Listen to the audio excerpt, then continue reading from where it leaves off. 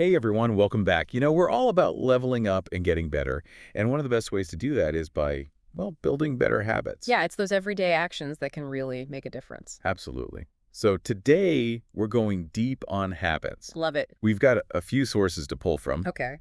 52 Life-Changing Habits, which is this great blog post full of, as you might guess, a whole bunch of habits to try. 52 of them, to be exact. Huh, exactly.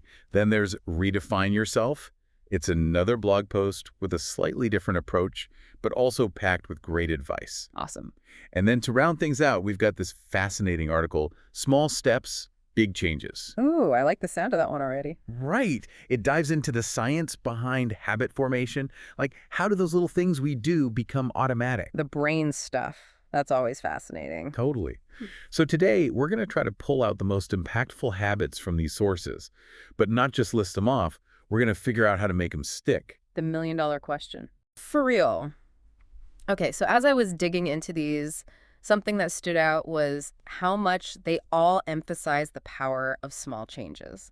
Yeah, it's not about these massive overnight transformations, All right? right, stack. It's those tiny, consistent things you do day after day. That's what really adds up. Like 52 life-changing habits kicks off with this classic Aristotle quote, we are what we repeatedly do.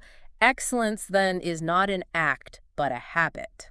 I love that quote. It's so true, but it's easy to forget. Right, like we get caught up in wanting those big, flashy results, but it's the little things that really lay the foundation. And that's where the science comes in, like that Small Steps article. Oh, yeah.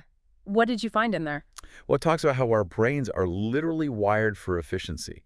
Yeah. Every time we repeat an action, it's like we're carving a path in the woods. Oh, I like that. The more we walk that path, the more defined it becomes. Yeah. And over time, it takes less and less effort to walk it. Our brains are doing the same thing with habits. So the more we do something, the easier it gets because our brain's like, oh, I know this route. Exactly. It becomes automatic. And this, get this, applies to both good and bad habits. Okay, so if I'm always reaching for my phone when I'm bored, You're strengthening that pathway, making it more likely you'll do it again. but if I consciously choose to read a book instead, Boom. You're starting to forge a new path, a healthier one. I'm starting to see how powerful this can be. It's like rewiring your brain for success. And 52 Life-Changing Habits breaks down the actual mechanics of how a habit forms. They call it the habit loop. The habit loop. Okay, break that down for me. So there's a cue, a craving, a response, and then a reward. Interesting. Can you give me an example? Yeah, like, say you're trying to break the habit of staying up late, scrolling on your phone. Oh, relatable. The cue might be feeling stressed after a long day. The craving is to escape, zone out.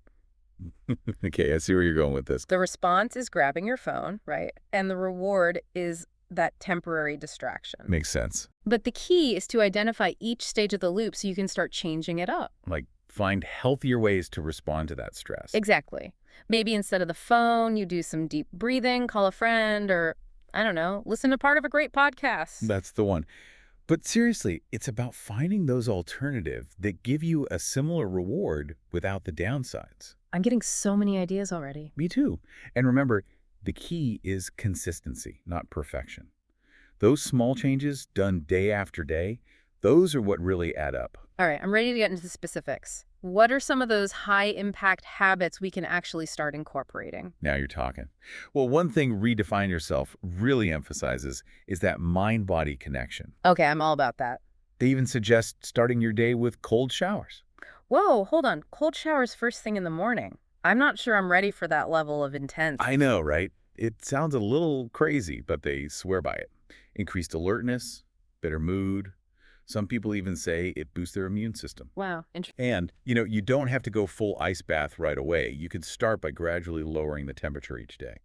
Okay, I might have to ease into that one. But I'm willing to try. What else do they recommend?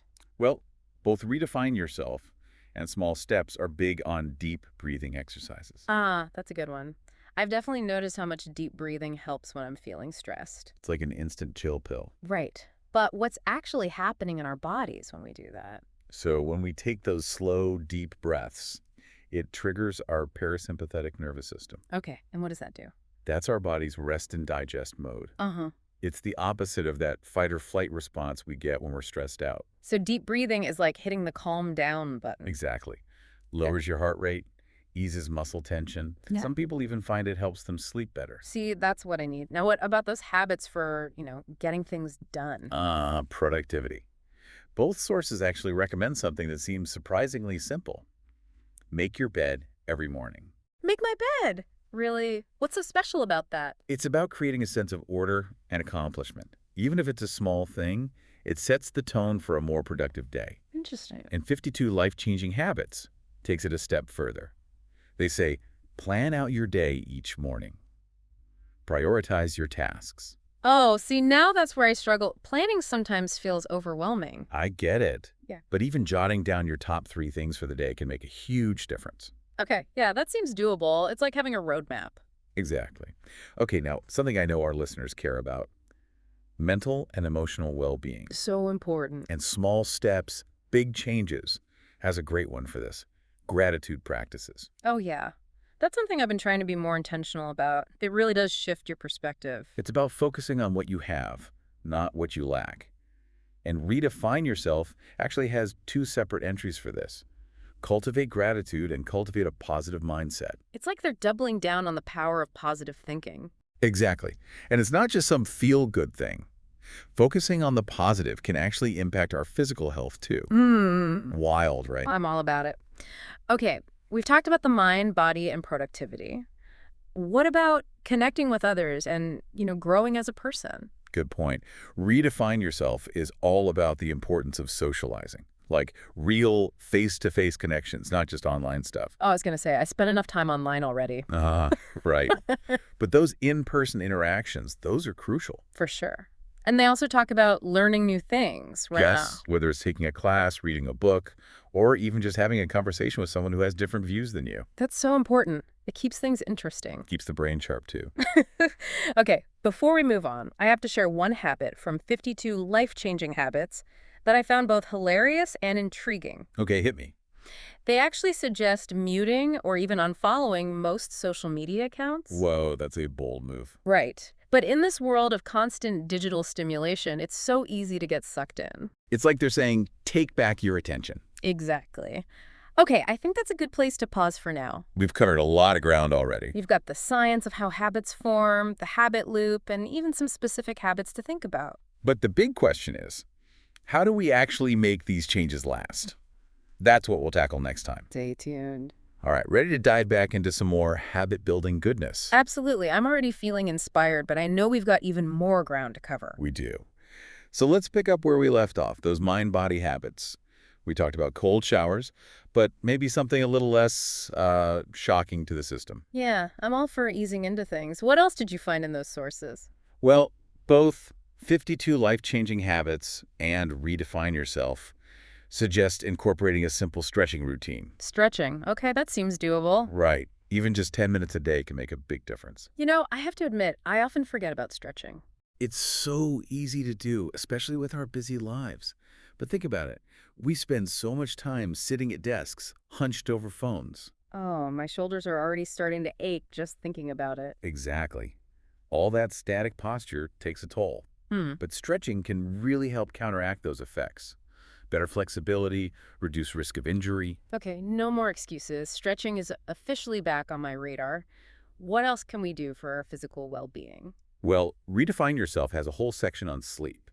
They're really big on establishing a consistent sleep schedule. Ah, the classic sleep advice. I know it's important, but I'm definitely guilty of those weekend sleep-ins. I hear you. But consistency is key here because of our body's natural sleep-wake cycle. It's called the circadian rhythm. Okay, I've heard of that, but remind me how it works again. So basically, by going to bed and waking up around the same time each day, even on weekends, we sync up with that natural rhythm. So it's like setting an internal alarm clock for our bodies. Precisely. And when we mess with that rhythm by staying up late or sleeping in, it throws our whole system off. Makes sense. So no more hitting snooze on those weekend mornings. Got it. Good. Now, shifting gears a bit, let's talk productivity. 52 life-changing habits suggest something that might seem counterintuitive these days. Okay, lay it on me. Limiting social media use. I knew it. I mean, it makes sense, but it's so hard to resist that endless scroll. Right, but think about all that time we lose. Time we could be spending on things that actually matter. Work, relationships, pursuing those goals we talked about. Exactly. It's about taking back control of your attention. So any tips for actually doing that? Because let's be real, deleting all social media isn't exactly realistic for most of us. Totally. But you can start by setting specific times for social media use and sticking to those boundaries. Okay, that seems reasonable. Like no scrolling after 8 p.m. or something like that. Exactly. Yeah. Or maybe try turning off those notifications. Those can be real attention suckers. True. I think I'll try that one. It's those little pings that always pull me back in. It's all about setting yourself up for success. And speaking of success, small steps, big changes, has a great tip for being more productive. Focus on single tasking. Single tasking. I feel like our society is obsessed with multitasking. Right. But research shows that trying to do a million things at once actually makes us less productive and more stressed. I've definitely experienced that firsthand. I think I'm getting more done, but then I realize I'm not giving anything my full attention. Exactly.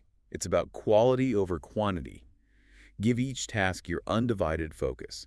You'll be surprised how much more you accomplish. Okay, I'm ready to embrace the power of single tasking. What else have we got? All right, let's move on to mental and emotional well-being. We touch on gratitude, but Redefine Yourself also talks about spending time in nature. Oh, I love that one. It always makes me feel so much better. Right.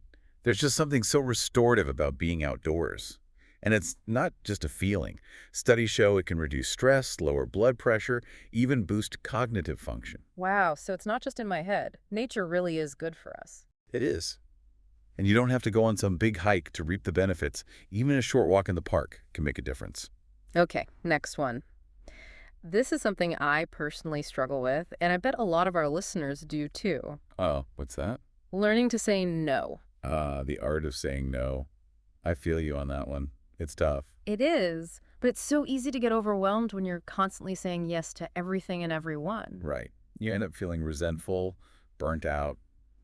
It's not good for anyone. So how do we get better at setting those boundaries? It starts with recognizing that saying no is not selfish. It's actually a form of self-care. Okay, that's a good way to think about it. And remember, you can always decline politely. Maybe even offer an alternative if that feels right. All right, I'm going to work on that. Now, what about those habits for personal growth and connection? Redefine Yourself is all about prioritizing personal growth, investing in yourself, learning new things, expanding your horizons. I love that. It's like a never-ending adventure of self-discovery. Exactly. Okay. And it doesn't have to be this huge time commitment. Even just 30 minutes a day, reading or learning something new can add up over time. I like that. Small, consistent actions, right? You got it. Speaking of consistency, both Redefine Yourself and 52 Life-Changing Habits have one more habit that's especially relevant in our digital world. I'm intrigued. What is it? Unplugging regularly. Oh, that makes sense. Like a digital detox. Exactly. We're constantly bombarded with information and stimulation. Our brains need a break. Otherwise, we just get fried. Exactly. Yeah. Even turning off your phone an hour before bed or having a designated screen-free day can make a huge difference. I'm definitely going to try that. It's all about creating that space for rest and rejuvenation. Well said. And remember, these are just a few of the many amazing habits we found in these sources. There's so much good stuff in there. But now, the big question. How do we actually make these habits last? All right, so we talked about the science behind habits. We've even brainstormed some awesome ones to try. But now, the real challenge. How do we make these changes stick? Because let's be honest, we've all been there, right? Start a new habit with the best intentions and then poof, motivation gone. It's true. It's true. Maintaining new habits, that's where the real work comes in. It's not just about willpower. It's about having a system in place. And luckily, our sources have some great strategies for that. Okay, I'm all ears. Let's hear those strategies. Well, one thing 52 Life-Changing Habits emphasizes is understanding your why. Like, why do you want to build this habit in the first place? What's the deeper motivation? Okay, so it's not enough to just say, I want to work out more. I got to figure out what's driving that desire. Is it about feeling better, having more energy, or maybe fitting to those jeans I haven't worn in a year? Exactly. Connecting with that deeper why, that's what keeps you going when the initial excitement wears off, which, let's face it, it always does. Right, like you need that fuel to keep you going when things get tough. Exactly. And speaking of tough, small steps, big changes, makes a great point about setting realistic goals. Don't try to change everything overnight. Yeah, trying to do too much at once is a recipe for disaster. It's overwhelming. Exactly. Start small, build momentum.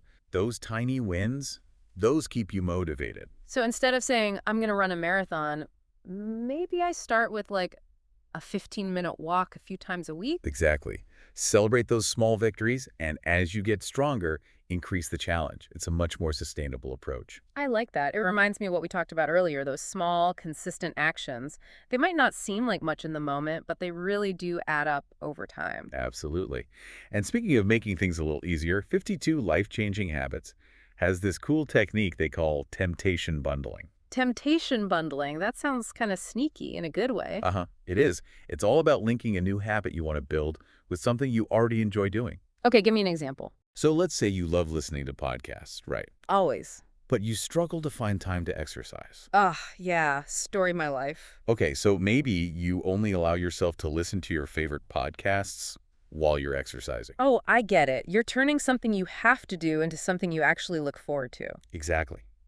It's a way to hack your brain's reward system and make those healthy habits feel more rewarding. That's brilliant. Now, on the flip side, any tips for making those bad habits less appealing? For sure. 52 Life-Changing Habits talks about increasing the friction associated with those unwanted behaviors. Like, if you're trying to cut back on screen time, put your phone in a drawer, make it less accessible. Oh, out of sight, out of mind. That makes sense. Exactly. Make it easier to choose the healthy option. Hmm. And speaking of making things easier, both sources really emphasize the importance of self-compassion. Yes, we are not robots. We're going to mess up sometimes, and that's okay. It's about progress, not perfection. When you stumble, don't beat yourself up. Learn from it and get back on track. Love that. Every day is a fresh start. Exactly. It's a journey, not a destination. Well said.